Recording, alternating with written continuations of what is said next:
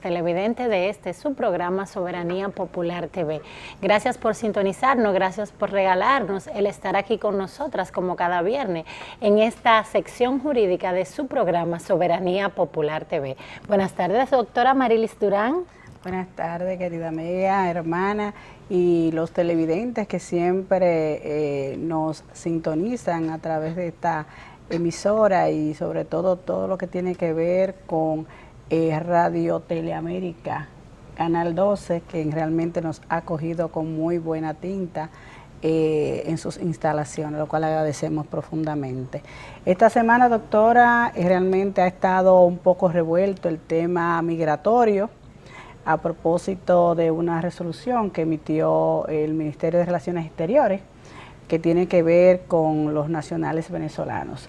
Así es, doctora. Los nacionales venezolanos, pues les cayó como un balde de agua fría, una situación que hace mucho ya se venía escuchando. Nosotros es importante que le compartamos a nuestros televidentes que los nacionales venezolanos para ingresar a territorio dominicano no requerían ningún tipo de visado, solamente pues con su documento de viaje, su pasaporte, podían ingresar comprando una tarjeta de turismo para permanecer en la República Dominicana legalmente por un espacio de 90 días. Esto estaba provocando, y que no es un secreto para nadie, una gran migración de venezolanos hacia nuestro país, fruto de la situación económica, política difícil en la que ellos han estado sumergidos. Estamos hablando, doctora, que hace más de 3 años que las estadísticas, los números importantes de venezolanos que están dentro del territorio dominicano sin haber podido regularizar su estatus migratorio es impresionante. Del lunes pasado que emitió el Ministerio de Relaciones Exteriores esta resolución que entrará en vigencia este próximo lunes 16 de diciembre. Estamos hablando de que a partir del lunes 16 de diciembre los venezolanos tendrán que solicitar visado, ya sea para fines turísticos, ya sea para fines de negocios o para fines laborales, o en su defecto, en el caso de los que vayan a residir en la República Dominicana, pues solicitar un visado denominado RS, que es el visado para fines de residencia.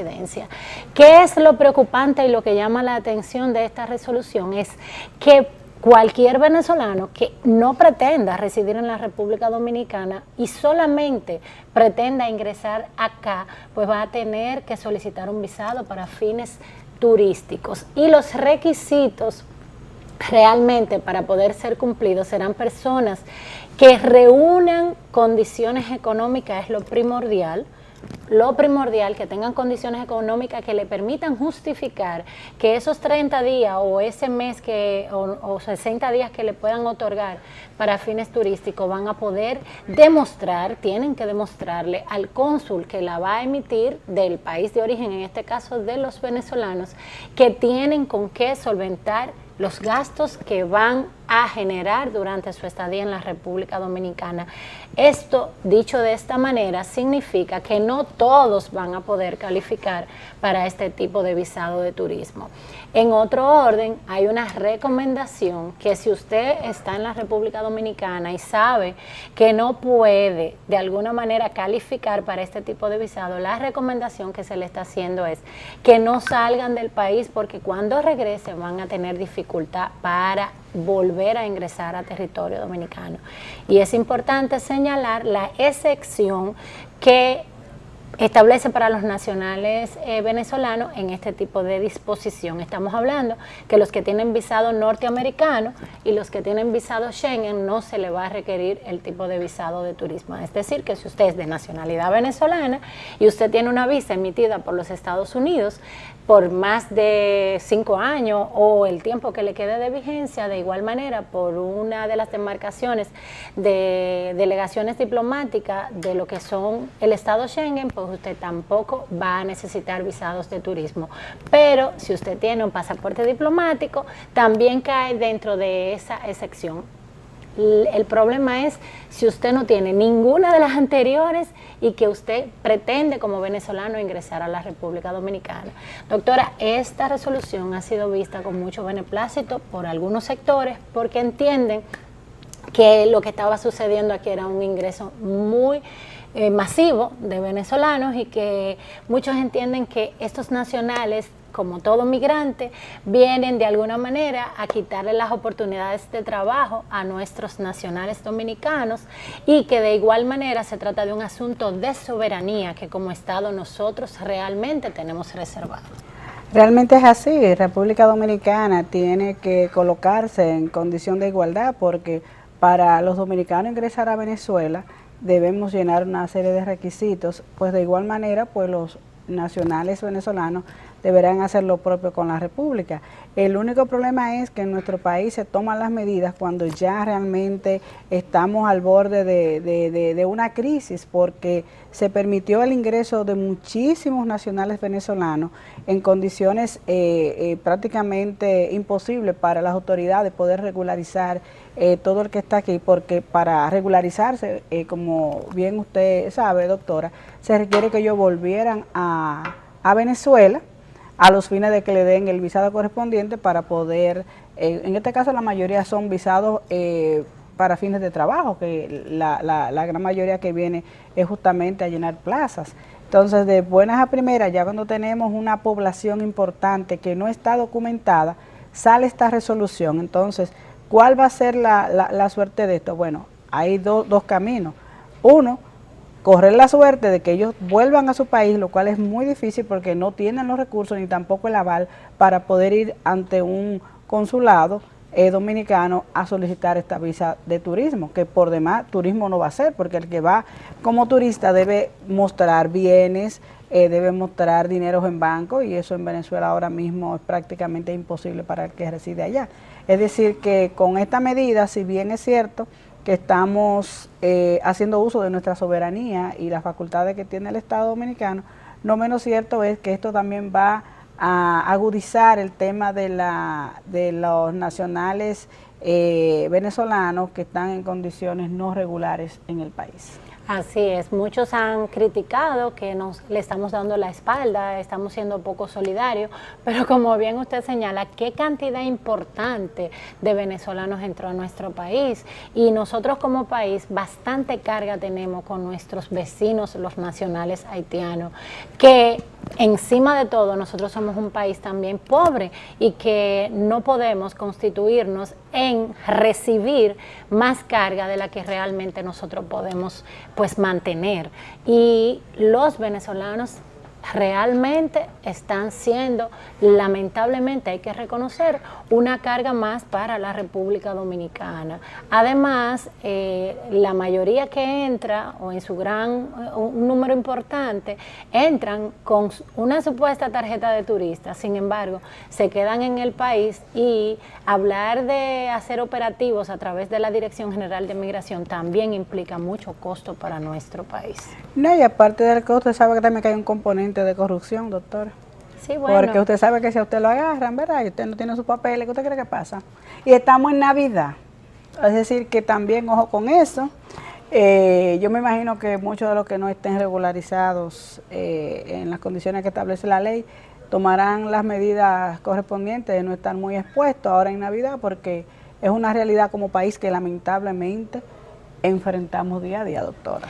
Y esta es una época en donde, como es propicio y natural que las personas quieran reunirse con sus familiares en su país de origen, y por lo regular pues tenían muchísimos planes, muchos clientes que han hecho contacto con nosotros, con nuestra oficina, de ir a pasar las Navidades con sus familiares en Venezuela. La recomendación es que si usted pretendía una vez y terminaran estos días de asuetos navideños, volver a realizar sus actividades que viene realizando en la República Dominicana, a pesar de tener un estatus migratorio irregular, ilegal, la recomendación es que si pretende volver, no se vaya, porque va a tener serios problemas, y ya luego que usted tiene una estructura montada y que se está organizando para fines de regularizar su estatus, pues entonces se le pudiera complicar y resulta bastante difícil. Volvemos al punto de que los venezolanos en su gran gran mayoría que emigraron hacia la República Dominicana y que han emigrado y que se mantienen como tal,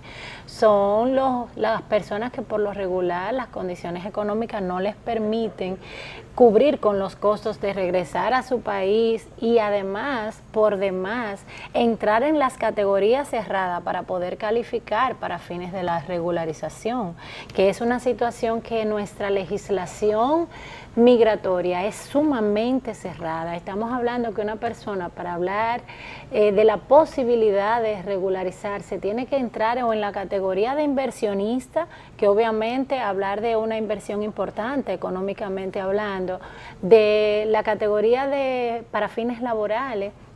Y no todas las empresas pueden calificar para hacer una oferta laboral a esos venezolanos que tienen laborando con ellos. Encima de eso, la mayoría de las empresas le preocupa que para obtener lo que es la certificación de CIRLA del Ministerio de Trabajo, tener que contar con un personal de inspección dentro de la empresa, por lo regular no les apetece ni les resulta muy alentador y alegre usted tener un inspector de trabajo identificando que todo lo que usted hace como empresa lo está haciendo a la luz o dentro del marco de la ley.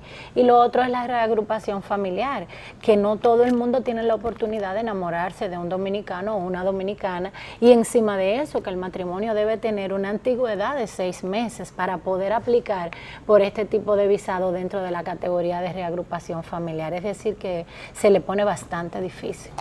Otro aspecto que trae como costo para el país lo representan entonces las deportaciones, doctora, porque si vamos a dar fiel cumplimiento a lo que es esta resolución y resulta que aquí debe, como ¿qué cantidad de venezolanos tiene ahora mismo el país? Son cientos de miles. Bueno, hace unos meses se hablaba de que aquí estaban entrando 2.500 venezolanos por día.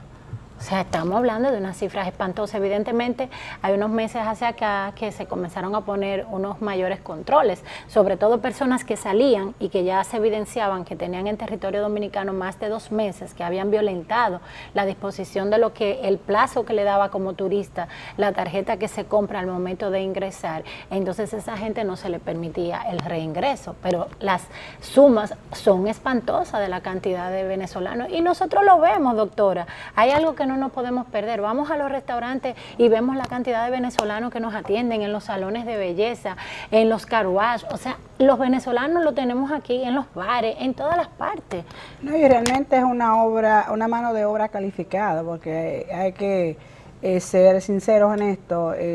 La mayoría de los venezolanos que están acá es por una situación económica, política que acontece en el país, que de Venezuela, que no es un secreto para nadie, pero sí me preocupa el hecho de la resolución versus la realidad ya de lo que están, que no pueden regresar. ¿Qué vamos a hacer con esos ciudadanos que van a quedar en condiciones de ilegalidad a la luz de esto? Porque el costo de lo que se llama las deportaciones, a diferencia de lo que es nuestro vecino país, que con una camiona se resuelve porque es cruzar de una frontera a otra, pero en el caso de Venezuela necesariamente tiene que ser por la vía aérea. Exacto. Ese costo, ¿a quién lo carga?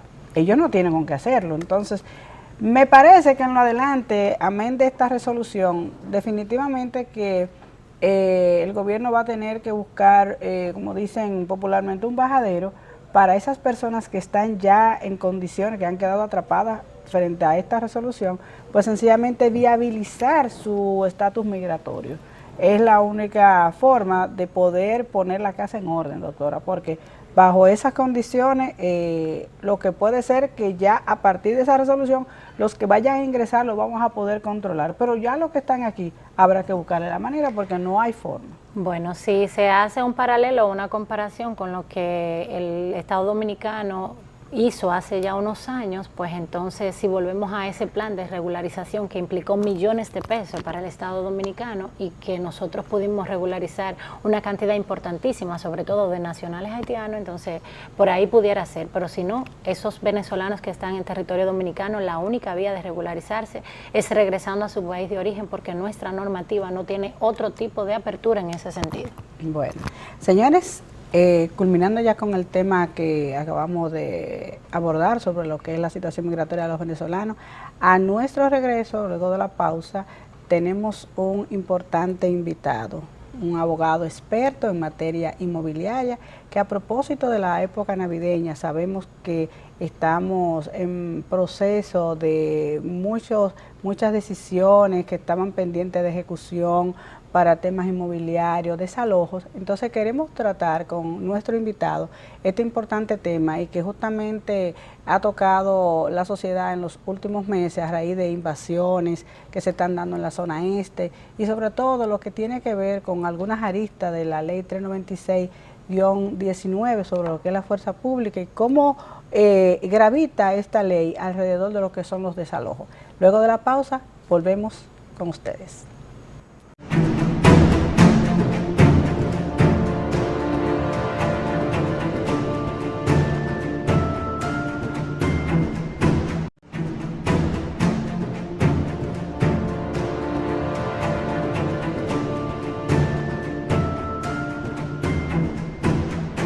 Estamos de vuelta aquí con ustedes, amables televidentes, y como le manifestó la doctora Amarilis Durán antes de irnos a la pausa, hoy nos acompaña un importante invitado, un abogado especialista en derecho inmobiliario, doctora, y con quien vamos a abordar todo lo concerniente a los aspectos que preocupan y que atentan, por así decir, con lo que es el derecho de propiedad. Todas las preguntas que se nos pudieran, pues, que puedan surgir con relación a las contradicciones de esta ley que en programa anterior hemos analizado desde el aspecto de lo que son las ejecuciones en materia laboral, en materia civil, pues hoy estaremos abordando desde el aspecto del derecho inmobiliario. Así es, nos acompaña esta tarde el licenciado Stalin Ciprián, quien vamos de inmediato a dar la palabra a nuestra querida compañera para que conozcamos la hoja de vida de nuestro querido invitado. Así es, muchísimas gracias, doctora. El licenciado Stalin Rafael Ciprián Arriaga es abogado, licenciado en Derecho desde el año 2000, quien obtuvo el título de la Universidad Pontificia Católica Madre y Maestra, cuenta con una maestría en Derecho de los Negocios Corporativos y un posgrado en Derecho Constitucional de la Universidad de Salamanca, en Salamanca, España. Tiene un diploma de francés jurídico de la Escuela Superior de Francia y es consultor jurídico de varias instituciones del sector público centralizadas y descentralizadas, así como de empresas del sector privado en tema de licitaciones y contrataciones públicas, reclamaciones de información pública, asuntos contenciosos administrativos, asuntos y litigios electorales, manejo de litigios administrativos, electorales, civiles y comerciales. Actualmente es docente de la Escuela Nacional del Abogado, ENA, del Colegio de Abogados de la República Dominicana, de Santo Domingo, y también es docente de la Maestría de Legislación Inmobiliaria de la Universidad Abierta para Adultos, UAPA. Es gerente legal de la firma de abogados Ciprián Arriaga y Asociados. Buenas tardes, licenciado Stalin Ciprián, bienvenido y gracias por aceptar nuestra invitación. Gracias, para mí es un placer acompañarlas esta tarde. Qué bien. Doctor, hablando en materia inmobiliaria, en nuestro país, en los últimos meses, a propósito de un caso muy sonado, que ha también preocupado gran parte de la sociedad, porque cada uno se ve reflejado de una manera u otra en el problema de las invasiones. ¿Qué pasa con las invasiones en nuestro país? ¿A qué obedece realmente ese incremento de estar ocupando propiedades que de antemano sabemos que pertenecen a particulares, a personas que han adquirido con esfuerzo, de su propio peculio, propiedades que por una razón u otra en un momento determinado tal vez no la pueden cuidar, tal vez se descuidan, vamos a decir, en un determinado periodo y permiten a veces que se den este tipo de situaciones? ¿A qué obedecen? ¿Qué está pasando? Sobre todo con la zona este. Sí, el país no escapa a las realidades sociales. Muchas personas abandonan los campos para venir a la ciudad y de manera inmediata se presentan asentamientos urbanos e invaden propiedades privadas, propiedades públicas o propiedades de los ayuntamientos. Entonces, el Estado no tiene de manera efectiva el interés de hacer esos desalojos de manera inmediata, porque muchas veces los políticos piensan, ese que estoy desalojando, si le aplico todo el peso de la ley, es un voto menos. Se da también en las zonas turísticas que se utiliza como chantaje a las personas que tienen propiedades. Cuando un polo turístico va en desarrollo, se le llena de gente con ocupaciones ilegales para forzar una negociación, un tipo de chantaje de que esa operación con el inversionista extranjero no llegue porque hay que desalojar a esa gente. Y la lentitud que toman nuestros organismos judiciales para dar esas aprobaciones fomentan esas situaciones. Okay. Siendo tan frecuente este tipo de invasiones, porque tenemos que reconocer que de momento tú estás con un cliente y el cliente te dice, bueno, yo adquirí este terreno hace 15 años, vengo con un plan de construir y me encuentro que el terreno está ocupado por personas que ni siquiera conocen, ni siquiera tienen algún tipo de explicación cómo llegan ahí. Entonces, las autoridades no tienen identificado, por ejemplo, este tipo de grupo que promueven estas ocupaciones. Ciertamente hay bandas organizadas. Si usted se para frente a un terreno privado que usted ve la invasión y lo ve porque son terrenos de bastante cuantía, que tienen casas de poco valor, usted pregunta, ¿quién que está vendiendo aquí? Y inmediatamente le indican quién es. Pero las autoridades, aún con las querellas de los propietarios, no actúan de manera efectiva. Y una pregunta, por ejemplo, en esas invasiones, ¿tienen características comunes? ¿Cuáles son las características para uno determinar porque es diferente cuando una persona es la que ocupa a cuando tú te encuentras de buenas a primeras, que es todo un grupo? ¿Cuál es la característica para ellos hacer esas ocupaciones? Ciertamente, si ellos notan que una propiedad tiene un poco de falta de visita de su propietario, inician con la construcción de una pequeña casa, normalmente en zinc. Si pasan unos cuantos meses y no ven que la tumban, no ven que hay una acción respecto a eso, ellos entienden, bueno, el propietario está despejado de esto y empiezan un programa de asentamiento. Ok. Realmente es muy preocupante porque incluso hemos tenido referencias de viviendas que no solamente estamos hablando porque uno entiende que en un solar que esté baldío, un solar que esté sin ocupación, puedan suceder estas cosas.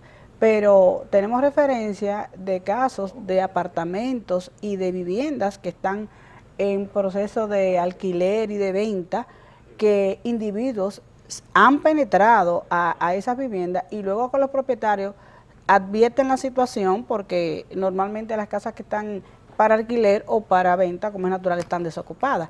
Y luego de que están ahí, doctor, el camino es largo. Sumamente largo y complicado. Sumamente largo. Una pregunta, doctor. Cuando una persona penetra a su propiedad, ¿cuáles son los requisitos, los procesos legales que debe agotar ese propietario? Inicialmente, si usted se entera al momento inmediato del ingreso, lo primero es poner una querella por invasión de propiedad. Y para eso hay una ley especial que establece condenas de prisión para el invasor. Obviamente, esos invasores tienen un poco de astucia. ¿Y cuál es esta astucia? Que se inventan y fabrican un contrato de alquiler. Y ese que le hace ese contrato de alquiler no es ni siquiera el propietario del inmueble. Y dice, no, yo estoy aquí bajo justa causa. Yo tengo un contrato de alquiler. Un contrato que no ha pasado por el Banco Agrícola, que no ha tenido el sedazo de los organismos y que no tiene ningún tipo de vinculación con el propietario del terreno. Entonces, en ese sentido, las autoridades, especialmente el Ministerio Público, dice, un momento, no puedo actuar de manera inmediata, que lo correcto sería que repongan la situación original, porque a la vista del certificado de título, que es un documento ejecutorio, tal y como establece la ley 108-05, amparado y protegido por el Estado Dominicano, lo correcto es que el propietario titular entre en control de su inmueble y que esa persona que alega ese derecho precario del contrato de alquiler o cualquier otro tipo de instrumento que inventen, discuta fuera en los tribunales, no con el propietario penando por su inmueble.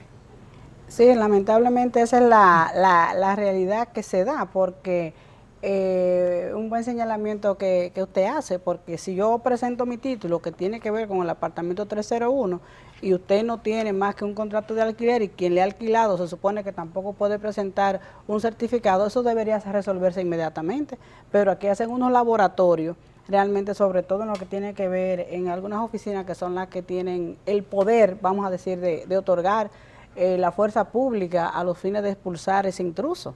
Entonces, los propietarios, a mí particularmente me preocupa mucho el tema de la inversión en materia inmobiliaria a raíz de todas estas situaciones que estamos viendo con mucha frecuencia y que se apuesta al tiempo, justamente porque no es lo mismo usted poder interponer una acción que en breve tiempo usted pueda resolverlo, a usted estar durante 6 meses o un año, ¿verdad? Sin contar con muchísimos recursos que se interponen y usted indispuesto de su inmueble. Entonces, ¿por qué se hace tan difícil hacer un desalojo en la República Dominicana? Se hace difícil por el desconocimiento de las autoridades.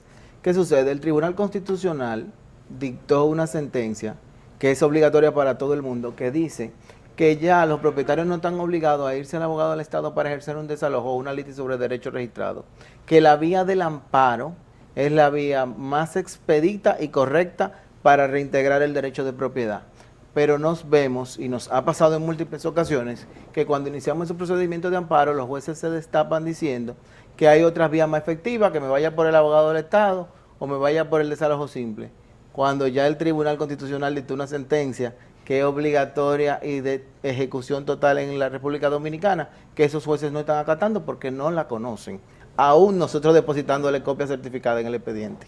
Pero o sea que a pesar de la decisión del Tribunal Constitucional, nos encontramos con jueces que nos mandan a utilizar el procedimiento anterior de esa decisión. Así es, el procedimiento que no camina, que no funciona, o en otros casos, jueces que tienen procedimientos de amparo deben fallar de forma expedita en la audiencia pública, dicen que van a dar el plazo prorrogado, las conclusiones prorrogadas, y pasan meses y meses y la sentencia no sale. Entonces, el amparo se convierte en desamparo. Así es. Wow. ¿Y cuál sería el procedimiento a la luz de esa decisión del Tribunal Constitucional para fines de poderse amparar, a pesar de que usted ha dicho que se convierte más bien en un desamparo? ¿Cuál sería el procedimiento que una persona que sienta lesionado el derecho de propiedad puede acudir a esos fines? La ventaja es que el procedimiento de amparo no tiene un procedimiento preestablecido. Todo aquel que entienda que se le ha conculcado un derecho fundamental puede presentarse a un tribunal sin una instancia y decir, a mí se me ha conculcado un derecho y yo quiero que usted me ampare. Los que pueden más contratan abogados y esos abogados redactamos una instancia que depositamos en esos tribunales. Siempre debe ser el tribunal que tiene mayor coincidencia con el asunto cuestionado. Si es un asunto de derecho inmobiliario registrado, lo correcto sería un tribunal de jurisdicción original para mantenernos dentro del curso de lo que estamos tratando. Y ese tribunal emite un auto fijando una audiencia que debe ser dentro de los 5 días posteriores a la solicitud. Y el procedimiento de amparo se conoce de manera sumaria, especialmente en una única audiencia. Muchas veces hay un pedimento de un plazo adicional para depósito de documentos y puede tener una segunda audiencia, pero en esa otra audiencia debe concluirse todo y el magistrado presentar su sentencia. Pero en los hechos, el tribunal está muy cargado, hay una serie de situaciones y se prorroga. Ok. Y una pregunta, a la luz de la ley 396/19 sobre la solicitud y otorgamiento de fuerza pública, ¿cómo encaja esta ley en materia inmobiliaria respecto de lo que es la fuerza pública para la expulsión? Sí, ciertamente debe haber un título ejecutorio para la expulsión, una sentencia de un juez, una orden del juez de los referimientos, si se hace a través de un proceso expedito de referimiento, o la sentencia del procedimiento de amparo. Esa sentencia debe ser ejecutada y la persona, para evitar riesgos al público o cualquier situación que pueda devenir, debe ir acompañado de la fuerza pública. Entonces se le solicita al Ministerio Público que emite el acompañamiento, designe el personal que va a ejecutar la orden y ese personal, junto con la persona que lo necesita o su abogado, el día correspondiente va y realiza la ejecución. Ok, o sea que aplica perfectamente a todas las disposiciones de la 396/19 en materia inmobiliaria. Sí, ciertamente. Hay un abogado del Estado que es en materia inmobiliaria quien debe conceder la autorización de fuerza pública, pero como parte del Ministerio Público y la jerarquía tiene que adecuar su sistema de autorizaciones a lo que establece esta norma. Ok, muy interesante. Doctora, Muy interesante. Su opinión personal respecto a esta decisión 396, la cual desde el punto de vista de muchos juristas, pues tiene muchas luces, pero de igual manera muchas sombras. Usted, su opinión personal desde el aspecto del derecho inmobiliario, ¿qué le parece esta disposición? Nosotros entendemos que todo debe ser organizado. Venimos de un sistema durante muchos años que no había una ley especial de autorización de fuerza pública. El Código de Procedimiento Civil establecía la ejecutoriedad de ciertos actos para usted ejecutar una serie de cosas, los embargos retentivos, los embargos ejecutivos, etcétera. Y las sentencias laborales fueron lo que dieron con el traste que hoy tengamos esta ley, porque varias personas desaprensivas iban a cobrarle de manera abusiva a los hoteles deudas laborales, muchas de ellas inventadas. Si nosotros hubiésemos tenido un sistema que hubiese puesto en manos de los tribunales a aquellos que infringían la norma y hubiesen tenido un resultado, no tuviéramos una ley como esta, porque esta ley es buena para evitar que haya una ejecución ilegal, pero también dificulta mucho a aquel que está sufriendo con una gran acreencia, con un deudor moroso. Tener que cumplir con todos estos requisitos provoca que su deudor se insolvente y a la hora de no pueda cobrar. No, y eso que usted acaba de señalar es la médula espinal, vamos a decir, de lo que es el comercio, porque pasamos de que por casos particulares, en ejecuciones arbitrarias, nos han impuesto una ley que prácticamente nos lleva cual si se tratara de otra instancia dentro de todo lo que uno tiene que recorrer para el cobro de un crédito. Entonces, ojo, las empresas y sobre todo las pequeñas empresas que se manejan en base a otorgar créditos a clientes, deben hacer su depuración de tratar de tener clientes que paguen, porque si se encuentra con un deudor moroso, así como señala el doctor, aparte de usted ir al tribunal, durar meses y cuidados y años para usted procurar cobrar su deuda, se va a encontrar al final del túnel con la 396/19, que ya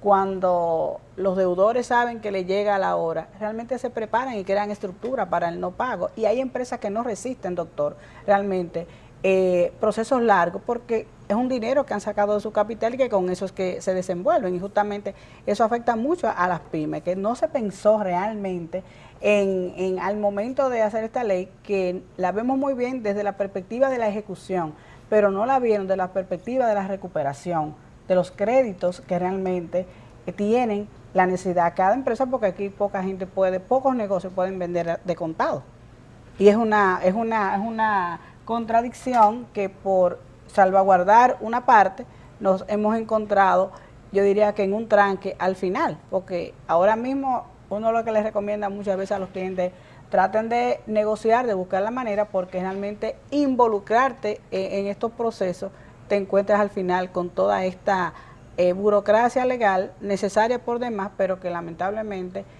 favorece a determinados casos, pero ha desfavorecido lo que es la recuperación inmediata de los créditos, que no tiene nada que ver muchas veces con el tipo y la manera con que se ejecutaban en lo que ya dio origen a esta ley. Bien, entonces, otra cosa, doctor, cuando estamos hablando de contratos de inquilinato, tenemos otra situación, y es cuando los contratos de alquileres se hacen por un año, normalmente los residenciales, pero resulta que pasó el año, y yo al año y medio necesito mi inmueble. ¿Qué pasa con ese propietario? ¿Cuál es el procedimiento que debe agotar para lograr la resolución de ese contrato? ¿Cuál es la vía? ¿Cuáles son los requisitos? Si la persona no está pagando, que es un caso muy común, debe reclamar ante el juzgado de paz el cobro de la suma de dinero adeudada, la rescisión del contrato y el desalojo de ese inquilino moroso. En cambio, si ese inquilino está pagando, muchos propietarios le dicen, ya yo no te voy a recibir los pagos, vete del inmueble. y inquilinos bien asesorados por sus abogados saben que realizando el depósito de los alquileres en el Banco Agrícola, no puede ese propietario decir que le está incumpliendo para sacarlo. Entonces ahí se provoca una demanda en rescisión de contrato, que también es competencia del juzgado de paz, porque todo lo que tiene que ver con asuntos de inquilinato es competencia del juzgado de paz conforme a nuestra norma. Y de ahí vendrá una sentencia que no va a ser ejecutoria de pleno derecho, porque será susceptible de apelación y hasta recurso de casación en su momento, y ese propietario tendrá un poco de pena con su inquilino. Realmente una de las preocupaciones y que desmotivan lo que es la inversión en materia inmobiliaria es justamente estos procesos tan largos y sobre todo tan rígidos para lo que es el propietario, porque sabemos que venimos con un decreto, el 4807, que es un decreto muy proteccionista y que tuvo su esencia y tuvo su importancia en la época que se dictó, en la época de Trujillo, en donde había una necesidad, de viviendas, y se creó este decreto con muchas prerrogativas para los inquilinos, pero en uso y costumbre ha seguido así porque nos vamos al Código Civil, que nos dice, bueno, usted quiere resolutar un contrato. ¿Qué pasa con el artículo 1736? Por ejemplo, del Código Civil, que dice, usted tiene que darle un plazo antes de denunciar, antes de apoderar lo que se llama la jurisdicción. ¿Se cumple, no se cumple? ¿Cuál ha sido su experiencia en esa materia, doctor? No se cumple y muchas veces los propietarios no pueden ni siquiera ir de manera efectiva al Departamento de Control de Alquileres y Desahucios, porque hay personas que tienen muchísimos años ocupando viviendas y no se establecieron mecanismos de actualización de los precios. Y esos precios que se pusieron hace 5 años, hace 10 años, con la inflación, aumento del dólar, son irrisorios. Y hay personas viviendo propiedades costosas al día de hoy a rentas muy bajas, que también desincentivan a los propietarios. No, y sin contar que es importante también para la comunidad que nos está viendo, es saber que el precio del alquiler para lo que es el incremento, hay una contratación entre las partes que muchas veces acuerdan incremento y que muchas veces se pasa el tiempo y no lo hacen. Y si el inquilino no está de acuerdo, doctor, se va al control de alquileres.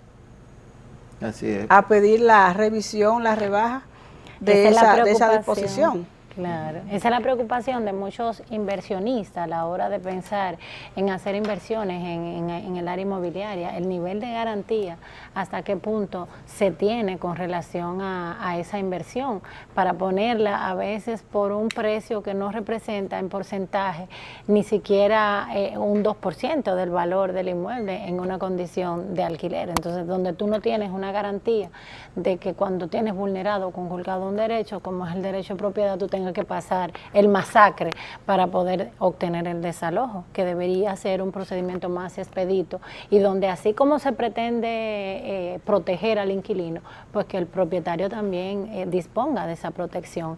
Y al inicio hablábamos de las situaciones del este, que no es un secreto que vemos muchísimas inversión. Esta parte, ¿cómo afecta a la seguridad jurídica de los inversionistas? Este aspecto de invasiones en el sector del este, básicamente. Lo afecta bastante, puesto que el inversor extranjero no está acostumbrado a nuestro sistema de justicia. Nosotros tenemos procedimientos de deslinde que hoy han avanzado, que técnicamente usted podría tener entre 3 y 6 meses y que por costumbre estaban durando 1 año. Los inversionistas españoles, por ejemplo, van al registro de títulos, yo quiero deslindar este inmueble, siéntese ahí y en 2 horas tiene su documento ya deslindado. Entonces, cuando viene aquí, que un abogado le explica, mira, nuestro sistema dura 6 meses, nuestro sistema se puede demorar 1 año, dice, no, este no es un país para yo invertir. Y tenemos que procurar darle herramientas y estar actualizados a los nuevos tiempos para que sí haya inversión turística, porque lo necesitamos bastante. Pero en ese aspecto, ¿hemos tenido mejoras o no a la luz de la ley 10805? Me refiero en cuanto a la parte de los deslindes, porque anteriormente teníamos que todos los deslindes iban a audiencia. Ahora hubo una resolución, una disposición donde ahora son administrativos. ¿cuáles son las luces y las sombras que a la experiencia, porque uno se lo encuentra muy bueno cuando es administrativo, cuando uno representa a quien está haciendo el deslinde, pero resulta a veces muy cuesta arriba cuando ese deslinde ha afectado a un cliente nuestro que justamente por la rapidez o por la tecnicidad se dan conflictos? ¿Cuáles son esos conflictos que se dan en esos deslindes a raíz de lo que se está viendo ahora en materia administrativa, conociéndose los mismos? Sin tratar de declarar mi edad, yo tuve la posibilidad de ejercer en ambos sistemas, tanto de la ley 1542 como la ley 108-05 que entró en vigencia en marzo del 2007. Sucede que nosotros teníamos una muy buena ley. Claro, no la dimos nosotros, fuimos obligados por situaciones con los Estados Unidos e invasiones que ellos querían proteger sus grandes propiedades agrícolas, sobre todo de la caña de azúcar, y nos obligaron a tener un registro del sistema inmobiliario. Y tenemos el sistema Torre, que es uno de los mejores, porque está basado en 4 pilares fundamentales, que incluyen la publicidad, la especialidad y la identificación precisa de los inmuebles. ¿Qué sucede? Que cuando nosotros nos dimos la ley 108-05, hay muchas cosas de nuestra realidad dominicana que no se contemplaron. El deslinde no estaba contemplado en la ley, ni la subdivisión de los terrenos. Eso se tuvo que hacer a través de reglamentos, resoluciones, es decir, que tuvimos que parchar esa ley. Además, que las realidades de nuestro terreno comunero tampoco se la tomaron en cuenta. Y una cosa que yo entendí muy garrafal era que desde el inicio de la ley, todos los trabajos, inclusive la mensura por administración que pagó el Estado Dominicano, en el cual todo el territorio nacional estaba medido y aparcelado, se olvidaron de eso, no lo usaban ni siquiera de referencia y decían, si usted quiere hacer un procedimiento, hágalo ahora desde cero. Entonces eso complicó que hubiese muchos asuntos técnicos y también el tema de la referenciación, de tratar de evitar de que los deslindes se superpusieran y un mismo inmueble tuviera varias plantas. Cuando entra todo el sistema informático y las actualizaciones, son ventajosas. Pero hemos tenido que demorar unos años en actualizarnos, actualizar los equipos, actualizar los agrimensores y actualizar a todos los que participamos en el sistema de justicia, jueces, abogados, secretarias, para poder manejar este nuevo sistema.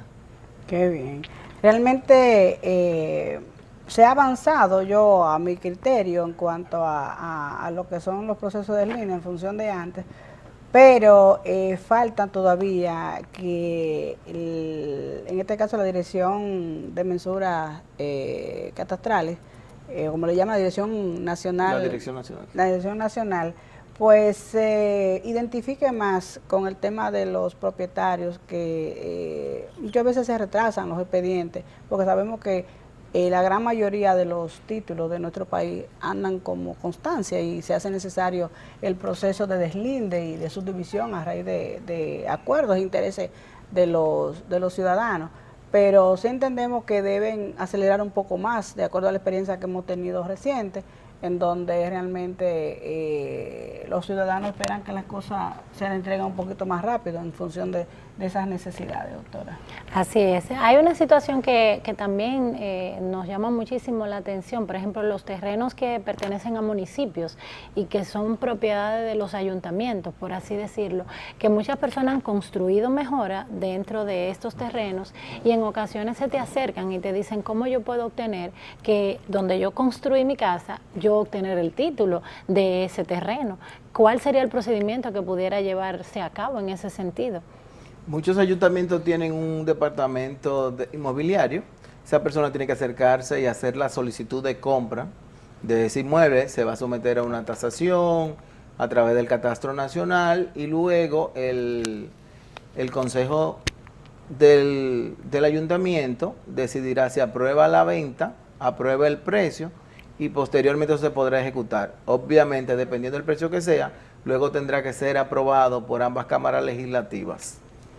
Que muchísimas veces las personas entienden que son los propietarios porque tienen la vida completa y que lo que tienen es un contrato de arrendamiento. Entonces, ¿dónde le llega la sorpresa? Por ejemplo, cuando van en busca de un financiamiento, que las entidades bancarias pues tienden a no autorizar financiamientos en ese sentido porque el terreno realmente no tiene un derecho de propiedad avalado.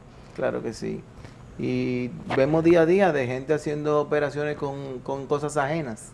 y hay que proteger al mercado bancario, que no puede prestar a lo loco, no nos pase como sucedió en Estados Unidos, la debacle económica por unos préstamos sin garantías. Así es, ¿no? Y hoy día la banca está muy consciente de esas realidades, y el que no tenga, señores, su título de propiedad debidamente deslindado, las oportunidades de ir a la banca privada para un préstamo realmente se hace más difícil, aparte de tener el aval de solvencia, de que usted pueda pagar el préstamo. Es necesario que su título esté debidamente deslindado. Revise el título que usted tiene para ver si se trata de una constancia anotada o si se trata de un título definitivo. Si es una constancia anotada, usted necesita la contratación de un agrimensor y de un abogado para que pueda tener ese derecho debidamente delimitado de manera definitiva y que pueda ser opción para que sea objeto de negocios en lo que es la banca comercial.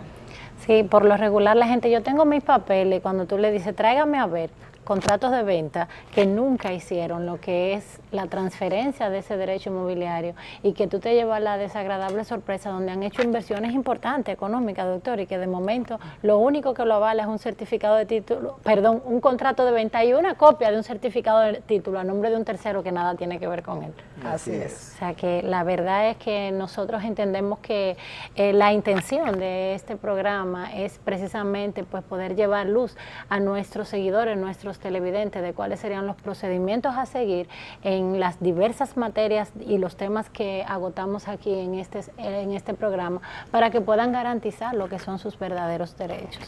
Pues nada, doctora, el tiempo en televisión es corto. Hemos llegado al final, doctora, agradeciendo a nuestro invitado de lujo que hemos tenido hoy, el licenciado Stalin Ciprián, su presencia en Soberanía Popular TV, y como de costumbre, hacemos el compromiso que esta es la primera, pero no va a ser su última visita a nuestro programa. Hago ese compromiso público. Ah, mira qué bien. Gracias por aceptar nuevamente la invitación y por sacar esta hora para compartir con nuestros seguidores en tu programa Soberanía Popular TV. Feliz fin de semana, llegamos al final, doctora, y el próximo viernes por aquí nos vemos. Así es, sean felices.